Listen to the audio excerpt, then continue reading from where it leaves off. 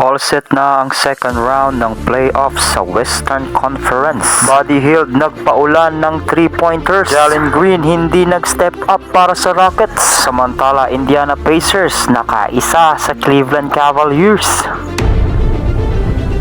Leading scorer si Buddy Hield para sa Warriors sa Game 7 nila kontra sa Rockets. 22 points agad ang itinala ni Buddy Hield sa first half pa lamang ng game. 6 na 3-pointers agad ang pinaula ni Splash Buddy sa Rockets. Tinapos ni Buddy Hield ang laro with 33 points sa game, shooting 9 of 11 sa field goals. Umiscore naman si Stephen Curry ng 22 points while grabbing 10 rebounds and dishing 8 assists. 20 points naman ang kanyang Robin na si Jimmy Butler. Dahilan kung bakit nakuha ng Warriors ang panalo sa do-or-die game nila kontra sa Rockets. As usual, hindi pa rin nag-step up si Jalen Green sa series, finishing with only 8 points. Advance na sa second round ang Warriors upang kalabanin ng dating team ni Butler na Minnesota Timberwolves.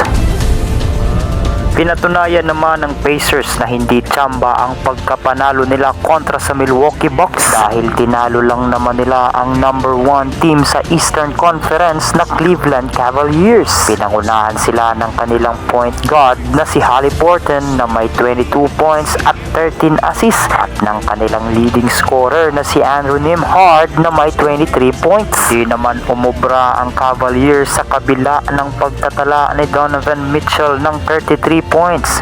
1-0 na ang standing sa kanilang serye.